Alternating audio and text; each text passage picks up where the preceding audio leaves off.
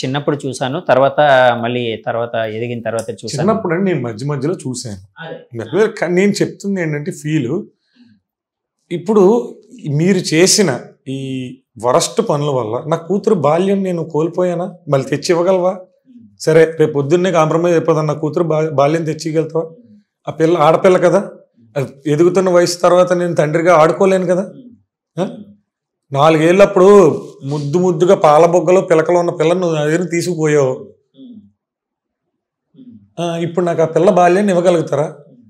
ఏంటి ఈ 4 సంవత్సరాలు నువ్వు ఎంజాయ్ చేయడానికి నువ్వు దూరంగానే ఉన్నావు. ఇప్పుడు నువ్వు ఎంజాయ్ చేయలేకపోతున్నావో లేకపోతే నేను బాగుపడిపోతున్నానని కుళ్ళిపోతున్నావో ఇప్పుడు స్టార్ట్ చేసావు కదా అటాక్. హలో సార్, సార్ నమస్తే సార్. వివేక్ గారు, ఏసీపీ గారు, నేను జగదీష్ అండి, జర్నలిస్ట్ని. సార్ అదే ఏం లేదు సార్, యాక్చువల్గా నేను ఒక ఇంటర్వ్యూలో ఉన్నాను. తేజ గారు అండ్ నక్షత్ర గారు ఒక ఇన్సిడెంట్ మొన్నటి నుంచి నడుస్తూ ఉంది కదా. సో దానికి సంబంధించి యాక్చువల్గా 2020 సంథింగ్ 21లోనే ఎప్పుడో దిశ పోలీస్ స్టేషన్లో కూడా సమ్ కేసెస్ ఏవో రిజిస్టర్ అయ్యాయని విన్నాను. దానికి సంబంధించి ఏంటి సార్, ఏమైనా ఇన్ఫర్మేషన్ ఏమి ఇవ్వగలరా? ఏంటి సార్, ఎలాంటి కేసులు రిజిస్టర్ అయ్యాయి? అంటే ఇప్పుడు రికార్డింగ్లో ఉన్నానండి, రికార్డింగ్లో మీరు మీ ఫోన్ వాయిస్ తీసుకుంటున్నాను సార్. అలాగేనండి. ఇది 2021లో అప్పటి ఏసీపీ గారికి నక్షత్ర అనే ఆమె కంప్లైంట్ ఇచ్చారండి భర్త మీద. దాని మీద ఒక 543 క్రైమ్ నెంబర్ లో కేసు రిజిస్టర్ అవడం జరిగింది. నాకు వేరే స్త్రీలతోటి అక్కడ సంబంధం పెట్టుకున్నాడు, అతన్ని మానసికంగా శారీరకంగా హింసిస్తున్నాడని ఇచ్చారు. దాని మీద అప్పుడు కేసు నమోదు చేశారు. ప్రొసీజర్ ప్రకారము అరెస్ట్ ఫార్మాలిటీస్ కంప్లీట్ చేసి ఛార్జ్ షీట్ కూడా ఫైల్ చేయడం జరిగింది. అది కోర్టులో పెండింగ్ ఉందండి ఇప్పుడు. అది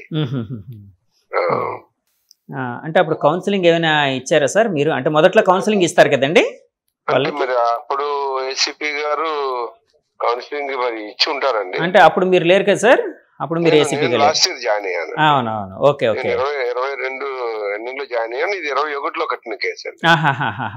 ఓకే ఓకే. అప్పుడు ఏసీపీ గారికి ఇచ్చారు. సార్ ఎలాంటి ఇవి పెట్టారు సార్ సెక్షన్ లో? డొమెస్టిక్ వైలెన్స్ సెక్షన్స్ ఉన్నాయండి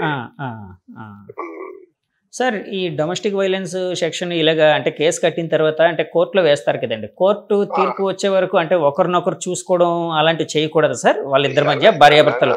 అలానే ఏం లేదండి. మళ్ళీ అతను ఏదైనా ఇబ్బంది పెడితే తప్పకుండా ఆమె కంప్లైంట్ ఇవ్వచ్చండి. అంటే కాదండి, పెడితే మళ్ళీ కంప్లైంట్ ఇస్తారు దానికి. సార్ ఇక్కడ నాకు చిన్న డౌట్ సార్, అంటే నాకనే కాదు చాలా మందికి ఉన్న డౌట్. యాక్చువల్గా ఇలాంటి డొమెస్టిక్ వైలెన్స్కి సంబంధించి ఏమైనా కేసులు పెట్టినప్పుడు సో ఒకవేళ అంటే చాలా రేర్ కేసుల్లో అంటే జరుగుతాయి లేదో కూడా తెలియదు, కానీ ఒక ఊహాజనితమైన ప్రశ్న అనుకోండి పొన్నది. అంటే మహిళ తరపు నుంచి ఒకవేళ వేధింపులు ఏమైనా ఆ భర్తకి ఏమైనా అంటే వేధింపులు మీన్స్ ఏదైనా ఇంకేమైనా ఎదురైసే అవకాశాలు ఏమైనా ఉంటాయి సార్? అప్పుడు కేసు మళ్ళీ ఏమైనా తిరగదొడడం అలాంటివి ఏమైనా ఉంటాయి సార్? ఇప్పుడు ఆల్రెడీ కేసు పెట్టారు, దాని మీద మళ్ళీ వాళ్ళు ప్రైవేట్ గా డీవీసీ వేసుకుంటారు, మెయింటెనెన్స్ ఇస్తారు. ఇవన్నీ కూడా చట్టప్రకారంగా వాళ్ళ అడ్వకేట్ ని పెట్టుకుని they will proceed according to the law. ఇది క్రిమినల్ కేసు, ఇది రన్ అవుతుంటుంది. ఇది కాకుండా వాళ్ళు డీవీసీలో ఒక కేసు, మెయింటెనెన్స్ కేసు, అలాగే ఇంకా కస్టోడియన్ అనవసరం అయితే అవి అవన్నీ కూడా వాళ్ళ అడ్వకేట్ ద్వారా ఫైల్ చేసుకుంటారండి ప్రైవేట్ గా. సార్ ఈ 2-3 రోజులుగా ఇది నడుస్తుంది కదండి ఇష్యూ. మళ్ళీ ఈ కేసుకి సంబంధించి పూర్వఫలాలు అంటే ఇప్పుడు మీరు ఏసీపీగా ఉన్నారు కదండి, అంటే దీనికి సంబంధించి మళ్ళీ ఏదైనా అంటే కేసు యాక్టివ్ చేయడం లేకపోతే ఇంకేదైనా అంటే యాక్టివ్ మీన్స్ అదే ఇంకేదైనా దానికి సంబంధించి ఏదైనా ప్రొసీడింగ్స్ ఏమైనా అలాంటివి ఏమైనా జరిగాయా సార్? అలా ఏముండదండి. ఆల్రెడీ మా దగ్గర కేసు కోర్టులో పెండింగ్ ఉన్నప్పుడు మేము దాని గురించి మేము ఏం చేయలేమండి. అది ఆల్రెడీ కోర్టు నడుస్తుంది కేసు. అది ఓకే ఓకే, యాక్సిడెంట్ అయింది, నెంబర్ కూడా అయిపోయింది.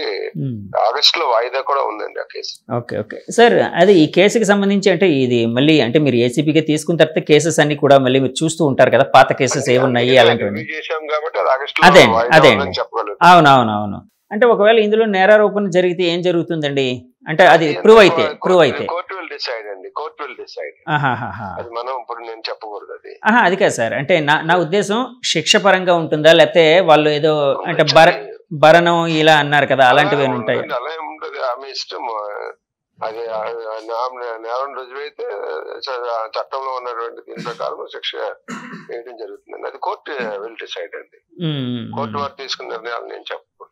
ఓకే ఓకే సార్ అలాగే అదే కేసు రివ్యూ చేశారని అన్నారు కదా సార్, ఇందులోని అంటే అతను యాక్చువల్గా అంటే మీడియా ముందు నిన్న 2 రోజులుగా అయితే ఆమె ఏం చెప్తున్నారంటే నన్ను ఆయన వేధించేవాడు, కొట్టేవాడు, ఏదో ఒకసారి కాల్చారు ఇట్లాగని కూడా అన్నారు. నేను ఇప్పుడు ఆయనతోనే ఉన్నానండి, అతనితో ఇంటర్వ్యూలో ఉన్నాను, ఆ తేజ గారితో ఇంటర్వ్యూలో. ఐడియా లేదండి అప్పుడు జరిగిన అంశముల మీద. ఇప్పుడు అంశాలన్నీ కూడా అది 3 డౌన్ లిమిట్స్ ఎక్కడ ఉన్నట్టున్నారు. అక్కడ ఆమె ఏం కంప్లైంట్ ఇచ్చారు ఏంటో తెలియకుండా నేను చెప్పకూడదు. Okay sir, thank you sir, thank you very much అండి, thanks for the time sir. ACP గారితో ఇందాకలు అనుకున్నాం కదండి, అంటే ఏం లేదు, అంటే యాక్చువల్గా కేసెస్ ఆయన ఏమి పెట్టారు అనేది ఆయన ద్వారా కూడా అంటే జనాలకి చెప్పడం కోసం, అంటే ఇందులో మీ క్యారెక్టర్ని ఏదో అసెసిన్ చేయడం కోసం నేను చేసింది అయితే కాదండి, అంటే అన్నీ దబాయించద్దు. మీరెంతో మాకు అవతల అంటే మేము గెస్ట్కి అంటే మాకు మీరైనా అవతల వాళ్ళైనా ఒకటే. ఫస్ట్ ఆఫ్ ఆల్ నేను ఇప్పుడు ఫీల్ అవ్వడానికి కొత్తగా ఏం లేదండి, ఎందుకంటే నేను నిన్న ఇన్సిడెంట్లో ఫస్ట్ మాట్లాడిన మాటే ఆల్రెడీ కోర్టులో నా మీద కేసులు పెట్టారు, ఇప్పుడు ఎందుకు ఈ దుశ్చర్య అన్నది అడగడం జరిగింది. ఆల్రెడీ కేసులు నా మీద ఉన్నాయి అని చెప్పింది నేనే. ఇప్పుడు మీరు చేసింది ఏంటంటే సగం మంది కేసులు లేవు అని ఏవో ఏమంటారు చర్చల్లో కూర్చుంటున్నారు. ఏదో ఇప్పుడు తెలిసింది కదా క్లియర్గా 498 కేసు ఉంది, ఏవో ఉన్నాయి ఇప్పుడు చెప్పారు. నాకంటే యాక్ట్స్ తెలీదు, కానీ డౌరీ హెరాస్మెంట్ అండ్ డొమెస్టిక్ పెట్టిన కేసులు అయితే. సార్ అయితే ఇప్పుడు ఫైనల్గా ఇప్పుడు అంటే మీరు ఏం కోరుకుంటున్నారు అంటే ఇప్పుడు ఇంతవరకు వచ్చింది కదా, ఇప్పుడు ఏసీపీ గారు నష్టపోయిన వాళ్ళు ఏం కోరుకుంటారు సార్? అదే కాదు, మీరు మీ వైపు నుంచి ఏం కోరుకుంటున్నారు సార్? ఇప్పుడు డబ్బులు నష్టపోయాం అనుకోండి, డబ్బులు కావాలని కోరుకుంటాం. నేను నష్టపోయింది ఏంటంటే నా క్యారెక్టర్, నేను చెయ్యని తప్పుకి నన్ను బ్యాడ్ అని పోర్ట్రే చేద్దాం ట్రై చేశారు. నాకు కావాల్సింది ఏంటంటే నేను బ్యాడ్ కాదు, నేను గుడ్ అని ప్రూవ్ చేసుకోవడం, నాకు డ్యామేజ్ అయిన పేరుని రిపేర్ చేసుకోవడం నాకు కావాలి. సో ఎందుకు ఇప్పుడు కోర్టుకు వెళ్ళింది, కోర్టులో ఫైట్ చేయాలి అన్నారు. నేను ఏదో చెప్తున్నాను కదా, నేను ఇప్పుడు క్వశ్చన్ ఏం వేస్తున్నానంటే ఆయన చెప్పారు మీకు ఇప్పుడు చేసిన ఎలిగేషన్సే కదా కేసుల్లో ఉన్నాయి, సేమేనా? ఆయన కేసులతో పాటు ముందేమన్నారు, ఎవరో అమ్మాయిలతో తిరుగుతున్నారు అని చెప్పారు, ఆరోపణ చేశారండి. ఈ సాక్ష్యాలు ఇప్పుడున్న సాక్ష్యాలు ఆ రోజు ఎందుకు అక్కడ ఇవ్వలేదు, ఇది నా క్వశ్చన్. లేదంటే నేను మీకు నా దగ్గర ఎఫ్ఐఆర్ కాపీ, డీవీసీ కాపీస్ అన్నీ నా దగ్గర ఉన్నాయి, కోర్టు నాకు ఇచ్చింది కదా. ఆ సెట్లో ప్రూఫ్స్ లిస్ట్లో ఓన్లీ పెళ్లి కార్డు ఒకటే ఉంది. ఆ రోజు నన్ను అక్కడ పిలిచి డిస్కషన్ జరిగిన రోజు కూడా స్టేషన్లో ఈ వీటి ప్రస్తావన కానీ ఇవి లేవు. ఇప్పుడు వచ్చినాయి, ఇప్పుడు వాంటెడ్లీ. అది కూడా ఏంటంటే మీరు గమనిస్తే నాకు అనిపించింది మీరు 3-4 అడిగిన క్వశ్చన్స్ కూడా అన్నీ ఏంటంటే యూట్యూబ్లో రీసెంట్ టైమ్స్లో బాగా ట్రెండింగ్ అయిన టాపిక్స్. ఫస్ట్ పబ్జీ అన్నారు, ఈ పబ్జీ కోసం పెద్ద రచ్చే అయ్యింది యూట్యూబ్లో ఒక 6 నెలల క్రితం, సంవత్సరం క్రితం. డ్రగ్స్ అన్నారు, డ్రగ్స్ కోసం నేను ఇంకా అడగలేదు.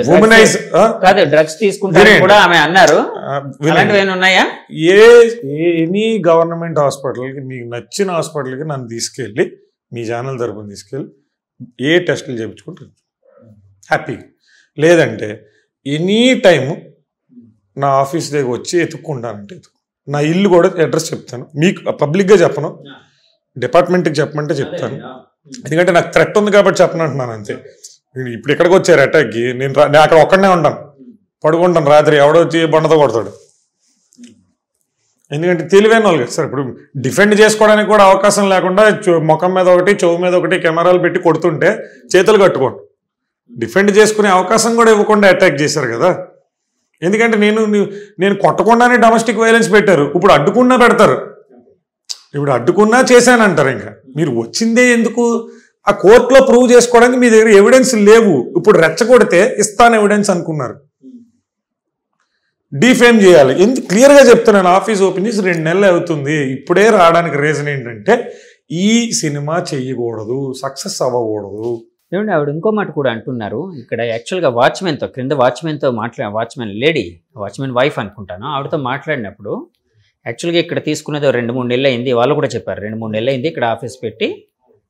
ఇప్పుడు తేజ గారు ఎవరైతే ఆరోపించబడుతున్నారో అతను, తర్వాత ఇందాక అక్కడ ఆ రోజు మీతో పాటు ఉన్న అమ్మాయి సారా, అదే ఆ అమ్మాయి పూర్తి పేరు వేరేగా ఉంది కదా.